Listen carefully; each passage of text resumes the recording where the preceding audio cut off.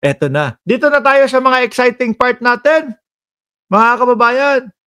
Eto kay Robin Padilla muna tayo. Ano po? Ng ating Yan! Ruben Padilla, mga bossing. Gusto na namang iligtas ito. Bats! Maki-replay video, sumakit ulo ko. Di ko pa rin na-gets. O wag na, tama na, okay na yon. Ito nga parang nayanig na yung bao ng ulo ko tapos gusto mo pa yata i-replay? Okay na yon, Ma'am Neng Gigi. Hayaan mo na yon. Basta na-gets na natin, ayos na yon. O eto, dumito na ho tayo kay Robin Padilla, mga bossing. Naku, gagalit sa atin to. No, baka ang gustong tukuyin ni Robin Padilla na troll tayo. No, troll farm, yung mga ganun, no. Samantalang kapag kayong sa kanila ho, mga kababayan, pag kami nag-post na DDS, mga Vietnamese yung mga nagko-komento, di ba? Kian, isa din itong si Robin, pambansang pantanga ng Senado. Wag tinitira nyo agad, di pa nga tayo nag-uumpisa Binabanatan nyo na Ito si Kian, kakabalik lang, babanat na agad. Okay, pakinggan nyo si Robin Padilla muna. Gustong isalba si Bato de la Rosa. Kung kaya pong gawin ng Hungary na baliwalain ang ICC, sana po dumating ang panahon ng ating inang bayan ay proteksyonan po. Isipin niyo po, si Netanyahu ay hindi po yan Hungarian. So ang sinasabi niya ho dito, mga kababayan, yung Hungary ho, mga bossing, ay kumalas sa ICC dahil hindi sila payag o ayaw nila na arestuhin ng ICC ito po si presidente ng Israel na si Netanyahu. Yun yung ibig niyang sabihin, no, mga bossing. Ano po, ang sa akin naman kasi, madaming kumbaga, madaming kumakampi kay Netanyahu. Meron akong mga naririnig, lalo na ho dito sa Cayman Islands, meron pong mga nasyon na ipinapaliwanag nila na yung nandoon, hindi ko pwedeng banggitin kung ano yung kasi bawal sa YouTube no. May ano tawag ito? May katwiran naman si Netanyahu etc. ho, mga bossing. No, Ngayon si Hungary daw sinasabi niya tingnan mo, iyon ay hindi naman Israel o hindi naman Hungary si Netanyahu pero kumala sa ICC. So ang gusto nilang gawin o ang gusto niyang sabihin dito yung para kay Bato de la Rosa ho. Oo. Yung para kay Bato de la Rosa, mga bossing, biruin mo yung kaibigan niya, hindi na nakakapasok sa Senado, Sana po dumating ang panahon na maproteksyonan din po natin yung mga kababayan natin na inaakasuhan ng ICC. Uy, inimbestigahan nila yun. Tagal nilang inimbestigahan yun. Toba, Ruben, no? Oo, mga kababayan, kailan pa ho yun ikinaso? Di ba nila dating Senador Trillanes kasama po yung mga biktima po ng EJK. Umabot na ho 2017 pa lang ho kinaso na yun. Kaya nga di ba nung 2019 kinalas ni Duterte ang Pilipinas sa ICC dahil kinabahan ho, mga bossing, kasi iniimbestigahan na siya. Sa haba ng panahon na yun Robin Padilla. At saka tingnan mo, Ruben, uy, lintik ka. Naalala mo nung si dating Pangulong Duterte pinaupo diyan, sabi ni Ma'am Neng Gigi, galit ka ba sa mga viewers mo, Mark? Bakit pinapasakit mo ulo namin? Hindi ko alam. Ito yung mga topic ngayon. At ito mamayang konti pagkatapos nito, mukhang kakasa kay Atty. Claire Castro. Ito si Robin Padilla. Tuloy mo, Robin Padilla. Madam President, last to interpolate is Senator Robin Padilla. I move that he be recognized. The good gentleman from Camarines Norte and BARM is recognized para i-interpellate ang sponsor sa budget ng department. Hindi, naputol ako Sabi ni Enaira, okay lang protektahan kung talagang walang kasalanan. Di ba naputol Naalala niyo ho ang dating Pangulong Duterte? Ano sabi? Si Bato, death squad yan. Biruin mo. Sabi siguro ho ng ICC, op. Makinig kayong maigi, no? So ngayon meron namang may nagsalta ulit si dating Pangulong Duterte. Opo. Inuudyo kang binubuyo po namin sila naman laba. Sabi ng ICC, tigil na natin to, investigasyon. Ayan, umamin na mismo. Ayun. Mismong sa mga bibig nila, mga kababayan, o sa bibig ng dating Pangulong Duterte, yung mga gustong marinig ng ICC, ho, mga boss. O, di ba? Naalala niyo yun? of Justice. Maraming salamat Senator po Padilla. bilang Pangulo at sa ating pinunong mayorya. Maiksi lang po ito. Pwede po bang Ah, makasagot ang ating sponsor sa Opo, ilang malaking katanungan? karangalan po para sa aking na masagot ko po yung inyong mga katanungan. Po, maraming salamat po. Kanina po, narinig ko po ang ating mahal na kasama, Senadora Risa Ontiveros. oy, Robin, ayusin mo, nagagalit sa iyo si Ma'am Elena Garcia, o gagka daw, o. Boy, sile.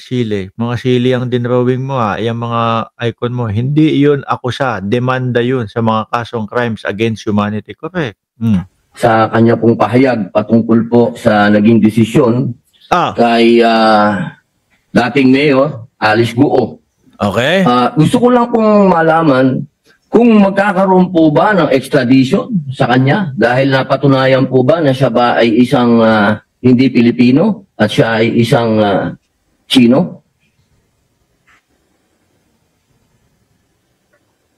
Wala. Magandang tanong ho yan. In fact, marami nagtatanong ho yan na mga Habang buhay habang buhay yung hatol kay Alice Guo, eh. 'Di ba, Eseng Mariano, sir? O at Ed Ong. kababayan ho natin dahil na-revoke na ho yung kanyang birth certificate o na-cancela, yung kanyang birth certificate. Na-revoke na rin yung kanyang passport. Hindi na Sorry, may mga part dito, gusto ko lang sabihin, may mga part dito na parang gustong palayain ni Robin Padilla si Alice Guo, eh. No? ho siya Pilipino.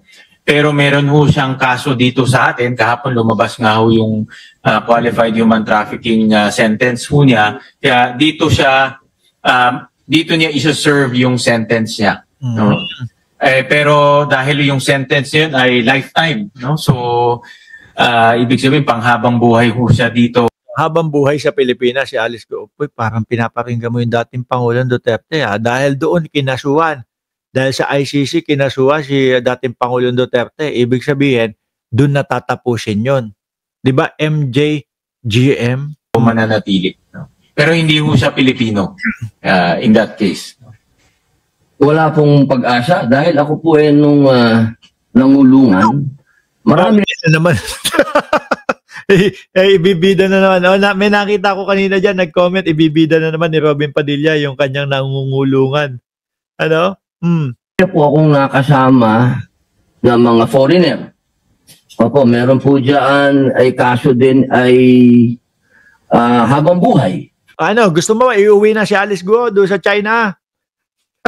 Tingin ko, mga kababayan, baka yung Alice Guo na gustong iuwi ni Robin Padilla sa China, baka ayaw hong umuwi, no? Baka may kaparusahan pa hong bitay yon. Addictus Rex, si Attorney Claire ang topic namin dito ngayon. Opo, pero inaayos po nung embassy nila hanggang sa dumating ng mga panahon na padala din sa kanilang bansa. Yan po ba final na po yan na hindi talaga maipapadala?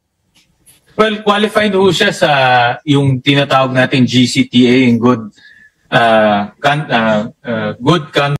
Tingin ko ang gusto ni Robin Padilla palabasin dito. Si Alice Guo, tingnan mo, pwedeng umuwi o pwedeng ipadala sa China. Bakit po si Ronald Bato de la Rosa na ating senador, bakit kailangan pa po ipadala doon sa ICC? Di ba? Sabi ni Erlinda Consuelo, Mark, bumaba na naman ang views mo. Next, ibang topic na. Hindi, ano pangalan nun? Si Saldi ko yun, putik na yun, nakakaantok yung mga pinaggagawa sa video nun eh. No? Yung ang nakikita ko dito, mga kababayan, si Robin Padilla, gusto, bakit po si Bato de la Rosa, kailangan pa po natin ipadala doon sa ICC? Ganon. Bakit hindi na lang po dito sa ating bansa, litisin? Bato? Robin kasi, no? Nung panahon ng, kailan ba yun? 2017, nung kasagsagan ng ang Pangulo ay dating Pangulong Duterte. Naku, nakakatakot naman magsampa ng kaso nun eh. Sino kakasuha mo? Si dating Pangulong Duterte? Ano kahihinatnan? Wala. Kaya naglakas loob sila, sige na, since wala naman tayong mapapala sa Pilipinas, rumekta na tayo doon sa ICC. Kaanib naman tayo sa ICC. Ayan yun, Robin, no? That time allowance. Matatawag na naman ako. Baka matawag tayong troll ni Robin Padilla. Mukhang pikon pa naman ho si Senator sa mga troll, mga kababayan. May bill na ipinasa. No? Anti-troll farm daw ho, mga bossing. Ewan ko kung saan niya napulot yung anti-troll farm. Baka sila meron. No? Oh. So kung I'm sure alam niyo ho ito. Opo. I'm sure pumasa kayo Produkto po ako niyan. I'm sure pumasa ho kayo ng GCTA. Mabait po ako mabait. Kasi nandito na kayo. So I'm sure produkto kayo ng GCTA. So Baka nga qualified nandito rin pa siya. ko yung mga parole officer ko yan. Baka nandito pa. At least alam nila na good conduct ho talaga pinapakita niyo. So qualified ho siya. Potential na umiksi ho yung kanyang sentensya dahil kung nagpakita siya ng Ito, dagdag pa ni Icewin Lagmay, and that time may immunity ang presidente kaya sa ICC isinama, no? Kaya ngayon, ito, nagbubunga na mga kababayan, pinapatawag sila Bato de la Rosa doon sa ICC. Di ba? Pinakatama ang ginawa ni Senator Trillanes. Nagbubunga yung mga kilos ni Trillanes nung mga panahon ng 2017 ayos na maayos na pag-uugali pwede hong umiksi. Doon lang ang pwedeng masabi nating madideport ho siya, no? Okay. At that time. So kailangan po siyang mag-serve ng time. Yes, kailangan ho mag-serve dito sa ating bansa. Opo. Kasi dito po nangyari yung krimen. Okay. Ito naman pong susunod ko manifestation lang Yan na. Papasok na, no? po ito. ICC. Tapos na po yung okay na po, nasagot nyo na po. Ito lang po, manifestation lang po ito, maiksi lang po ito.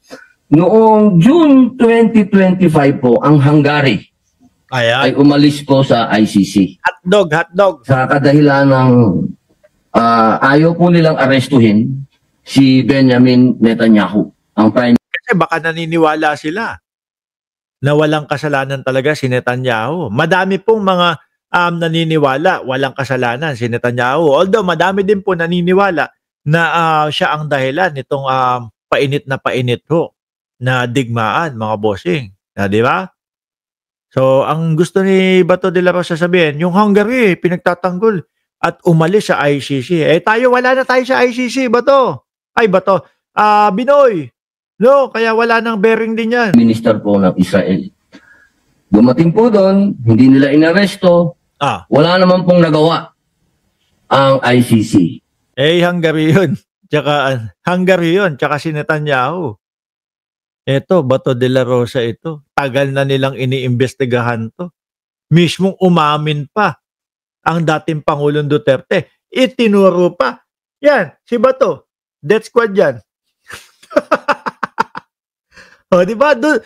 Nanlaki yung mata ni Bato de la Rosa doon. Lanya naman tong dating Pangulong Duterte. Sinabit pa ako. Imbes na siya na lang ang pupunta doon sa ICC, nasama pa ako. Hindi magreklamo sa EU, ba't ginawa yun ng Hungary, gano'n. Sa akin pong manifestasyon, kung kaya pong gawin ng Hungary na baliwalain ang ICC, sana po dumating ang panahon ng ating inang bayan ay proteksyonan po. Isipin niyo po, si Netanyahu ay hindi po yan Hungarian. Sana po dumating ang panahon na maproteksyonan din po natin yung mga kababayan natin na inaakasuhan. Hindi, naimbestigahan na yan mismo. At doon nila patutunayan ang kanilang sarili. Due process nandun kasi doon ikinaso Bush Rubin. Ng ICC. Wala naman po akong tanong, manifestation lang po yun na sana ay magandang halimbawa po sa atin ang Hungary. Yun lamang po. Sinagot ka ni Transformer, kaya din natin yun, no? Pero ayaw natin.